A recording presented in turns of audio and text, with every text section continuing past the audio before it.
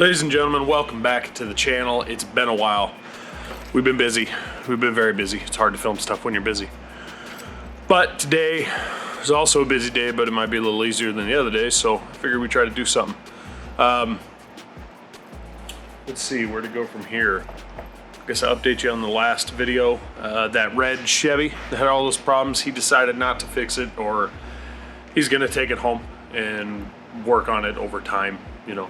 So that's gone. We've had a ton of diesels lately, ton of big diesel jobs. Yeah, so I think today we've got two. We have a something excursion with a 6.0 in it. That's got a big list of stuff on it. And then we have a Ford box fan truck that the AC is not working in. So we're gonna grab that first, get started on that, and then yeah, we'll just go from there. So, well, we're gonna go grab this Ford, see if we can figure out the AC. Figure I'd give you guys some updates on stuff around the shop. We got a brand new shiny Flexzilla, so we can show you, Flexzilla hose reel. My old hose reel, which is on the table over there. I had to fix the hose like 3 separate times in a week. Got impatient and said, screw that. I'm gonna just buy a new one. So I got a Flexzilla one. I've never had one, but I've used one before and they're pretty sweet. So other interesting news for the shop is we are the proud new owner of this 04 Honda Accord. Story on this thing, as you can see, she's got some scrapes on the side right there and a small dent in the door. But besides that, that's it on the body. Story on it is customer came in with a timing code, timing correlation fault code between the crank and the camshaft. I fired it up. It kind of ran a little funny when I first started it. Hooked the scan tool to it, checked it. Yeah, it's got a code. I decided to check the oil before doing anything, and there was no oil on the dipstick. So called the customer and said, "Hey, you're out of oil." She had no idea for how long. I guess her teenage daughter is the one that's been driving the car for a long time. So I said, hey, we should probably do an oil change on it real quick before I go any further, because low oil absolutely can cause a timing fault. Unfortunately, this caused a major timing fault. So we put it in the air, we dumped the oil out of it. I didn't see anything in the oil, but I didn't look, specifically for chunks of metal. We filled it back up, we fired it up. It ran for about 3 seconds. And I heard a loud clicking sound. Engine stopped, and now when you crank it, it sounds like it has no compression. So I'm sure any of you that are mechanics probably know what happened. It jumped timing. I went ahead and verified that, and it did, of course, jump timing. Most likely due to it was running with no oil in it. I did measure the oil that we took out of it, and it was almost a full quart of oil in it, and it should hold, I believe this is 4.5 or 5 quarts. So it had almost a full quart of oil left in it. So most likely the chain wore into the guide like crazy, and that split second on an oil change when you have no oil pressure when you first fire them up was just enough to relax the tensioner and let it jump timing. It's got 187,000 on it. I called the customer, said, hey, unfortunately, this is what we got. In my opinion, this engine, with that many miles and the fact that it was low enough on oil to jump timing, I don't trust the rest of the engine. I don't trust cam bearings. I don't trust the mains or rods. Said, hey, used engine's kind of really the only route to go. And she did not want to spend the money on it. And she was going to send it to a scrapyard. They were going to give her $225 to take it to the junkyard, but the car's too nice. I just could not let this thing go to a crusher. It's an 04, it's a single owner. She bought it brand new in 04. She's been the only owner of the car the entire time. It's the EX or the LX edition, so it's got the sunroof and leather. It's dirty, that's its main thing. I mean, you spend a day cleaning and buffing and the car will look brand new. So I offered her a few $100. Said I'll take it, see if we can flip it. So yeah.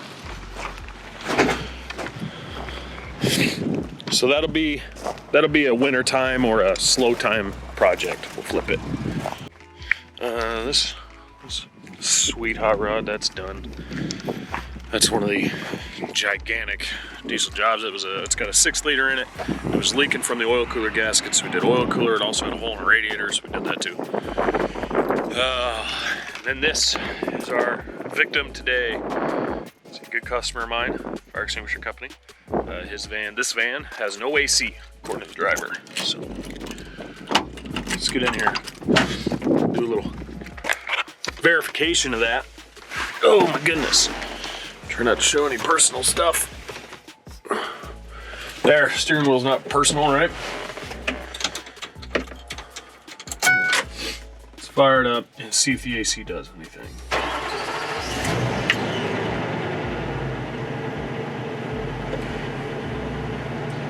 Check engine light, ABS light, that's right. He also wanted me to look at the check engine light because he's got to get an emissions test done on it. So we're gonna do that too. Let's put it to, I don't even know, go to max AC. This dash is set up kind of funny. I have not heard the compressor kick in yet.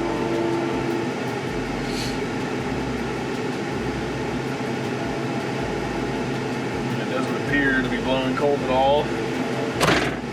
Just kind of blowing room temperature. So, get inside, pop the hood, make sure the compressor's not spinning, which I don't think it is because I didn't hear it. And we'll hook up some gauges, see what we're sitting at.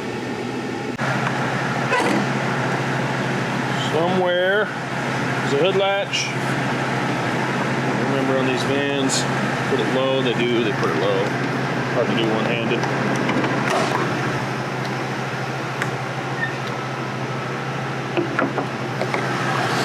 Oh, look at that. Look at that. There's an engine in there somewhere. I think the engine might be back there. So much room for activities.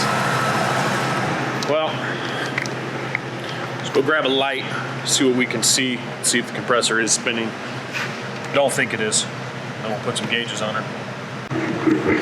Actually, this van has an interesting story. It plugged up a catalytic converter, and this is let me remember right, this is a while ago, over a year ago. I believe it's got a V10, and it had a plugged up cat for whatever reason. I think this thing had blown head gaskets at one time. Head gaskets got addressed. No one ever looked at the cats. The cat's plugged up. The only cats we could find for this thing it was over $2,000 for a cat for this van. And they weren't even, and then after talking to the dealer even more, they weren't even available. So no one even made a cat for it. So what I did is I found an F350 with a V10, looked up the cat part number for that, so at least, you know, diameter-wise, it should be the same. V10's a V10, whether it's a van or not, they should produce roughly the same amount of air coming out of the back. So we found one off of like an F350, got that part number, and we put that one in, and so far it's been running great, so we're curious what the check engine light is, if it has anything to do with that. The compressor's right there, and it is not spinning, so let's go ahead. But yes, the shop's been extremely busy. I've been late almost every day getting out of here. So making videos is kind of falling to the wayside at the moment. Try to do something today. Get you guys set up where you can see the gauges. Let's see if we have anything. See if the pressures come up when I open up these valves. I heard a noise. They don't have much. Go. We'll be sitting at 30 psi. System's super low, but it's got Freon in it. So what do we want to do here? This high side trailer valve is kind of grungy, so I'll tell you what I want to do. Because they are wanting this van back as quick as they can get it. I think what we're gonna do, given that it's holding something, so it's not a major leak, I think what we'll do is we will charge this thing up to spec. I'm gonna recover it. I'm gonna change both Schrader valves. The high side one looks like it might be leaking anyways. I'm gonna go ahead and change both those, and then we will charge this thing to spec, run it, make sure the system actually operates the way it's supposed to. I'm gonna add some dye to it, because if it has a leak, it's a very small leak. If it's still able to maintain some type of pressure. Put some dye in it and let them know, hey, run it. You start to notice it not cooling, bring it in, we'll use our UV light and find the leak that way. That way we can get them going as quick as possible and they're not here for days. Sorry, I guess I should verify or clarify what I'm gonna do. I'm gonna recover it. I'm gonna change the 2 Schrader valves. So you gotta change those when the Freon's out of it and the high side one looks like it's leaking. So we're just gonna change those. They're free to the customer, so we're just gonna change them. We're gonna charge it to spec. We are going to run the AC, make sure the whole system actually functions so we know we don't have multiple problems. After it's running, I'm gonna take my sniffer, AC sniffer, and we'll go over every line, everything we can gain access to, check for leaks. If we don't see anything, I'm gonna have dye in it. We'll tell the customer, here you go. Take it, bring it back when it doesn't cool as well, and then we'll look for the dye then. I'll also go underneath now in case it has dye in it and look and see if I see anything. All right, well, while we got that recovering, hook up the Triton here and we'll check and see what this check engine light's about. 0640 series with a 6.8 V10. See what we got going on in the engine.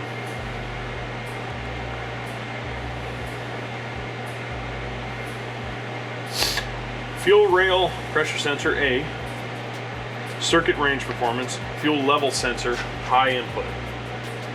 So 2 fault codes. I don't know that the fuel level sensor throw a check engine light. I'm not sure. All right, just want to write these codes down so we got them. One of his vans, and I don't know if it's this van or not, it's been a long time, we put a fuel tank pressure sensor in it, and I want to say one of them I put a fuel rail pressure sensor in it. I don't know if it's this one. I know he's got two E-Series vans with the V10, so it could have been the other one.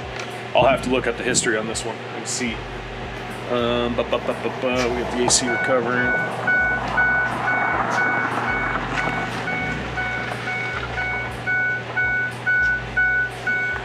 So we'll go look up some history and see if this is the one we did, and if not, we'll look up code setting criteria for that. Well, there we have it. 0.078 kilograms of refrigerant. Basically means no refrigerant, almost. So it's already in a vacuum. We are going to charge it to spec, which is 1.13 kilograms of R134. So we're gonna charge this bad boy up. See how she works. Put a little bit of dye and oil in it, charge it up. I did some looking, and this van, we did put a fuel rub pressure sensor in it in August of last year. I read the service report from then, and it wouldn't actually act up. Turns out it was intermittent when it came in then, and I don't remember this because I've done so much stuff since then. According to the service report, we checked the fault code and had a performance code for the fuel rail pressure sensor. We checked freeze frame data, didn't have anything useful. We test drove. I remembered test driving the crap out of it. I drove it for almost half a day. Monitoring data, never got it to drop out. I cleared the code and drove it. It never came back. So called the customer, said, here's what you got. You can bring it back when it's broke worse to where we can find it, or we could shotgun a sensor at it. And he decided to. So we shotgunned the sensor at it, and it's been good ever since. So we'll just repeat the process. We'll get this charged up. We'll go drive her, see if we can get it tacked up, and if not, we'll just tell them, here's what you got. It is a van, if that means anything. The engine compartment's kind of tight on it, but I looked the wiring harness over. So we'll see. We'll see. All right, we got her charged up to spec with 1.13 kilograms. Let's get you on the gauges so you can kind of see the difference. Sitting at about 65 PSI, which is about what the temperature is outside. I'm gonna grab my thermometer. We're gonna check the dash temps, see what it does.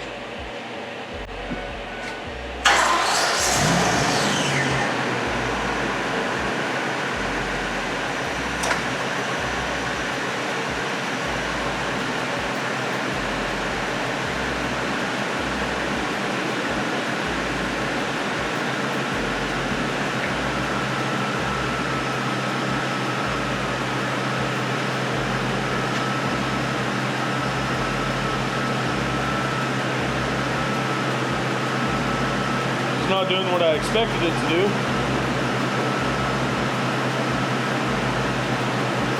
Although the fan is running. We're about 100 PSI on the high and we're about 25 in the low. just expecting my pressures to be a little higher.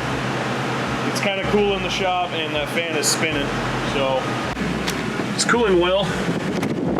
It's about 67 degrees in the shop. And we're about 44 degrees now. She's still going down. So I'm not going to get too worked up about the pressures outside yet. Unless, you know, they drop to 0 or something. For the moment, it's cooling pretty good.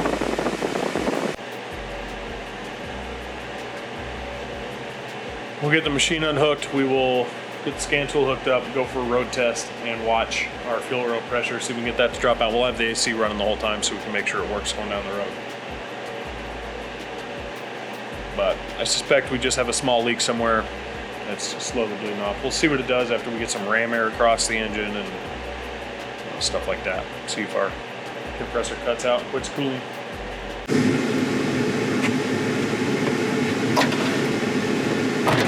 Shall we?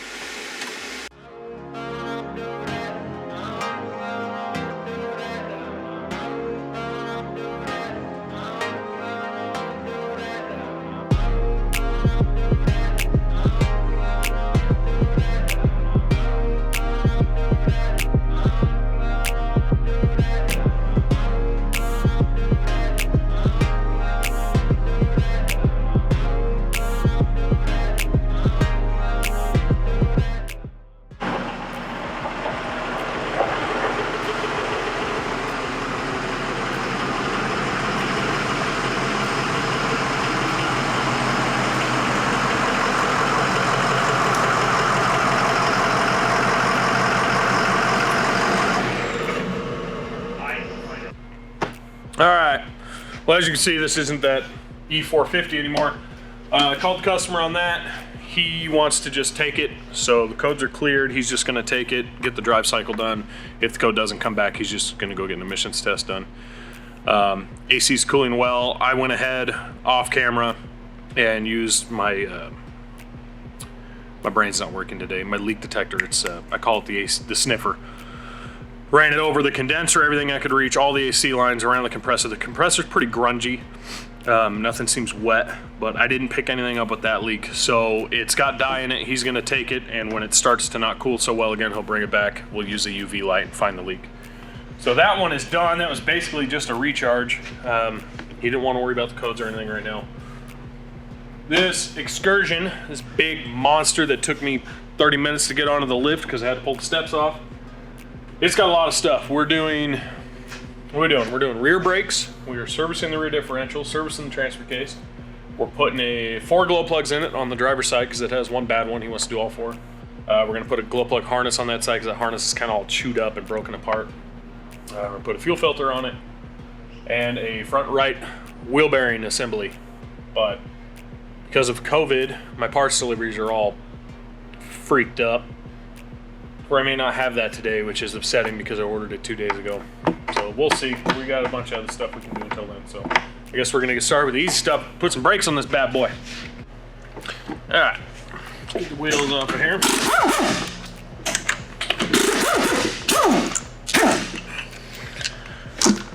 Okay. Oh, big gigantic. Those are the tires. Okay. Yeah, these pads are sitting at like 2 millimeters right now. How much you guys can see? Probably like 17, 18 in the back.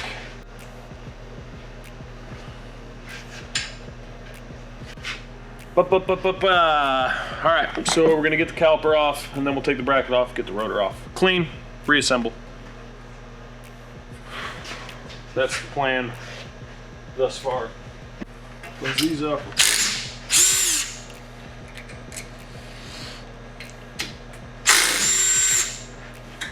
Like so. Slide.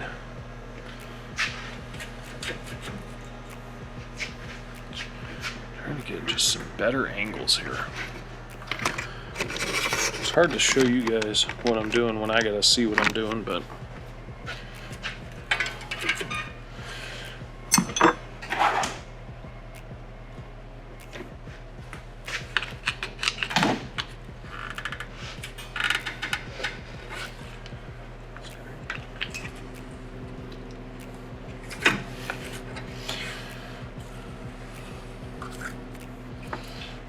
some of the plastic from the old brake pad. Just hang this somewhere. Just hang her up there for now. Pads off, as you can see. Not much left to them.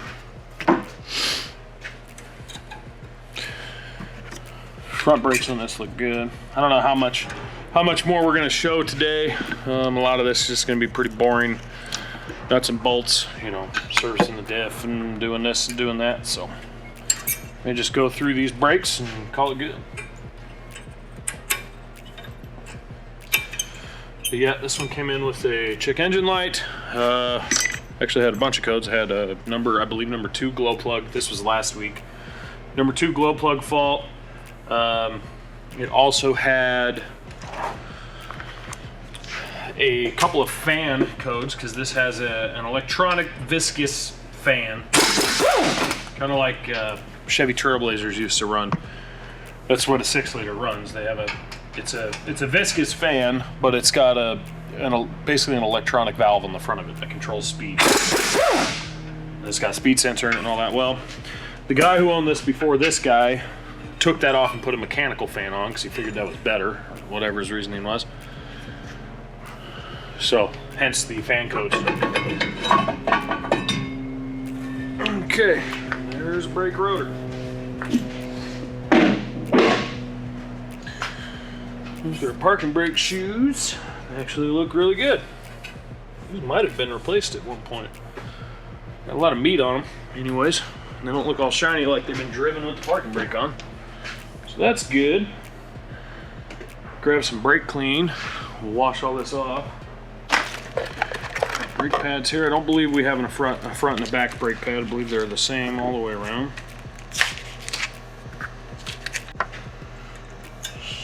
That one on.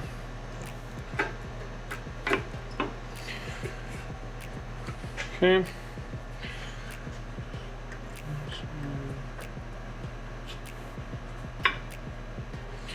Just like that. Set our caliper back on, tighten it up, put the wheel on. That's it. And you just do the exact same thing on the other side. All right, well, I didn't show you a ton of what was going on today because things did get busy the way I didn't expect them to. But yeah, we got the rear brakes done on that Excursion. Off camera while I was busy, I serviced the rear diff, serviced the transfer case, replaced the right front hub assembly because the bearing was bad and had a bunch of play in it. I'll show you that, pardon the mess. So we changed out the hub assembly with the Ford hub. It's actually cheaper than the aftermarket, surprisingly enough. What else did we do? Had another quick drop in, nothing too crazy. We are in the process of doing the glow plugs on the driver's side of this engine, cylinder number, this was last week, I may get this wrong, I think it was cylinder number 2. It's either number 2 or number 4. Had an open glow plug and the harness is all brittle and broken apart. So we put four glow plugs in it and went to put the harness on and found out I have the wrong harness. Apparently there's 2 different harnesses used for it, an early model and a late model, and the early model super short harness. This is a late model, so that's what we're doing here. I know you can do glow plugs on these from the top, and I have done them from the top. This is the first time I ever wanted to. I just did it this way because I wanted to see if it was any easier going through the fender well. Getting to them super easy. Taking the fender well out is kind of a pain. I can show you. See that open hole back here. So that's one of them. It lives down inside. I already got the new ones in it. We're just waiting for the harness. This is the old harness. See how it's all pulled apart and, you know, stuff like that. I have made a tool to pull these apart. You don't do a lot of them anymore. But 9 times out of 10 with the age of these trucks now, the tool doesn't work. The tool breaks it off just like this. And you got to pry it out anyways. So yeah, we're waiting on that. Waiting on the new harness, which the dealer is sending out right now, which is cool. So I can at least get that done today. Put a fuel filter on it, either today or tomorrow, depending how I'm feeling about it. Put it down on the ground, put those stupid steps back on. that even with, you know, 1.5 foot worth of extensions on the lift, as you can see, the steps are still hitting right here. So we'll put those on when we're completely done with it. Then this one will be gone, she'll be done. So yeah, I don't know if anyone watching this has ever done glow plugs in a 6-liter, and if you have you ever tried going through the fender? I'd be curious to try it on the passenger side, because that one's kind of a pain with the heater box being in the way. I don't know on an excursion though. But if anyone's ever tried it and have any feelings one way or the other, let me know. I'd be curious if one way's easier than the other. This one wasn't too bad, but that fender is kind of a pain. That's it, ladies and gentlemen, that is it. I am done. I'm gonna get this glow plug harness put in whenever it shows up. By that time, it'll probably be closing time. And I'm gonna go home, come back tomorrow, do it all again. So, if you guys liked what you saw, hit that like button, head down, hit that subscribe button, leave a comment, that'll be fine. And then we'll see if we can find something else to do. Thanks for watching.